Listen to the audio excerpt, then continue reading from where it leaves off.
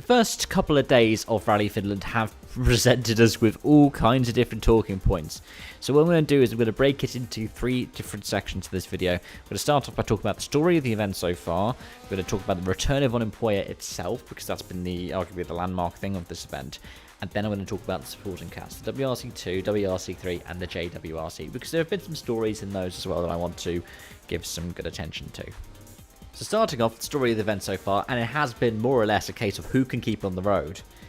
Sorry, Piari span on the second stage and removed the rear wing. I think Esa-Pekka Lappi ended up damaging the rear bumper on the first stage for Harju. He came back later in the day, Piari, to get his first stage win in overall, I think, as well, on his 9th stage in a Rally 1 car. From what I remember, Sesk did on his 22nd at Rally Liepaja. I think Oli Ogier's done it sooner. I think he won his first stage, which was Rally GB 2008, I'd like to think. Because I think it was Sweet Lamb. I think Sweet Lamb was his first stage win. Because it was also the scene of his... Oh, I can't remember which one. 200, 300 stage win, I think. But... yeah, Lloyd Tanak was out straight away. He rolled, hit a tree with the underside of the car, and saw that Martin Jorvier was taken to hospital for further checks. I haven't seen anything else since, so I hope that he's okay. But it's good that the WRC has a bit of a break after this. Taki Katsuta was out on stage 5, he's back now, but he hit a tree in Ruhamaki, ripping the right rear off the car. He tried to limp it back to service, but to no avail. He had to stop again in the service, and there's a photo of him and co-driver Aaron Johnson at a bus stop. Esa-Pekka Lappi was out after service, also hitting a tree. And what I found interesting was he hit it with, I think it was the right front, I think it was the right front, but the right rear became detached from the car. There's a really cool shot of it, where it just looks high action, the front bumper ripped off and the suspension just flying off in the background. But it was a rutted section of the stage. It was quite a loose gravel part. The stage saw Ogier had complained about the ruts in the post-stage interview. And heck, even when we got to Saturday, Gregor Munster rolled out of the rally on stage 11. Meanwhile, it's the champs that are out in front. Rivera has been leading consistently over Ogier, who is rumoured to be considering a full-time return, or Toyota wanted to have a full-time return because he could challenge for a 9th title, potentially, despite having been essentially part-time. Though I think he has still done most of the rallies so far this season. I think he's only missed 2. Evans was a close third until transmission issues on Saturday morning cost him more than 5 minutes initially. Over the 2 stages before service, he lost 3rd place to DeVille and tumbled down the order. He then incurred 2.5 minutes of penalties because the front right differential took a long amount of time to repair. I think I saw Tom Fowler say to Dirtfish that it was because the exhaust's on the right hand side of the car, so it had warped bits of the car because of the temperature, so it was difficult to change it. But he also said it's the first time they've seen a failure like that for the drive shaft. But it's been a big dent to the total ambitions. I know they were talking about potentially using PRE to get some team orders to give Elford some extra points, but EWRC result shows that he took a notional time for Ouninpohja too, and now is 22nd in the standings. It is a big story to see O'Shea and Rivera out front, though. Don't get it wrong, that these guys, being the multiple-time champions in our field, would be, you know, expected to be out in front. Ogier is a bit of a kind of water rule character. He doesn't like the fast rallies like Finland. He doesn't like Sweden. That's why he didn't do Sweden this year, and he wouldn't have done Finland if Toyota not asked him to. But Rivera himself hasn't historically performed well in Finland. He crashed out last year early on. He's never won at home, so this could be a first home win. He's got carrying the most points he's won from the Saturday.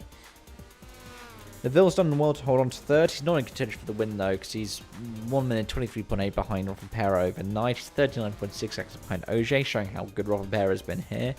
But he has had to push to hold on. Adrian Formo's just under 26 seconds back.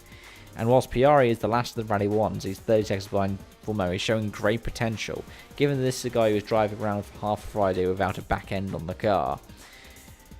In the second run for Ouninpohja, he was only 5.5 seconds behind Rivera, and most of the stages since he had that rear wing reattached to the car, he's been in the top 5.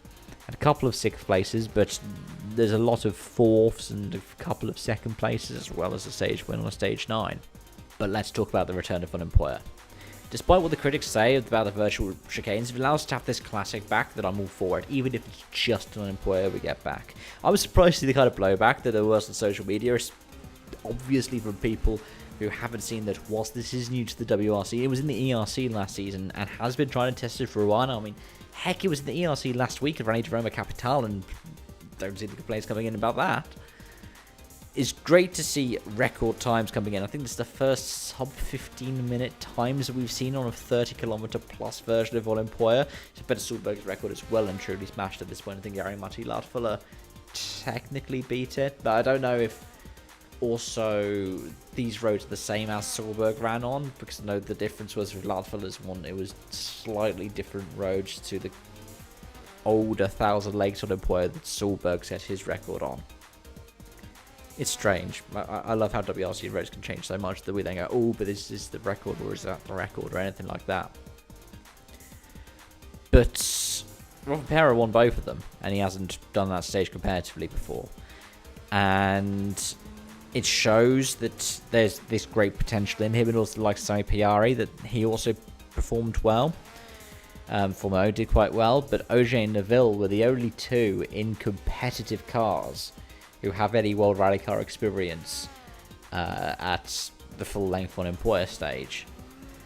So it shows that they were able to keep the performances up, even though Neville wasn't happy with his car and hasn't been over the course of the event. And it was also to see the kind of praise you get from the drivers of the stage, from the sports stalwarts to the younger drivers like Carlo Rovanperä or Adrian Formeau. In terms of supporting classes, Solberg's been dominant in WRC2, but he hasn't had it all his way. Jari-Matti Lautfala has been keeping close to the Swede, though he's mostly doing it to have fun, so it's not like a kind of, oh, I'm competing for the win. I remember him having a joke at the end of, I think it was the first one of Ouninpohja, saying, oh, Juho Hannanen, my co-driver, it doesn't like the fact that we're going over all these big jumps because of his back. But behind them is a cast of people who love the fast road. So Lauri Juna, Nikolai Grajin, Mika Heikkila, Jorg Linnemai, Ruba Korhonen. But much like in the Rally 1 cars, a lot of fast cars have been caught out. Lube rolled out, Greensmith crashed out, Zaldivar crashed out as super rallying. Same for Emil Lindholm. Teemu Suninen is also retired from the event. And in WRC3, similar story. Jesse Kallio leads from Taylor Gill and Ali Turkin, with Tom Rensselaer routing out the JWRC podium, and he's fourth for WRC3. Robert Jurgensen, who has been dominant this season in JWRC, was one of the first caught out. He ended up slipping into a ditch. No damage to the car, but he was out for the day on Friday. He's been having great times since coming through, and of course JWRC, that does matter. Stage wins do matter. But other drivers have been caught out, including like Levi Lasilla, the Myers, Max Smart, and Gerard de Rossello have had to retire from the event outright after an accident.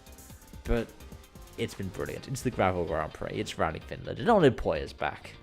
Isn't that amazing? I'll leave my full review tomorrow. Thank you so much for watching, and I hope to see you again soon. Bye for now.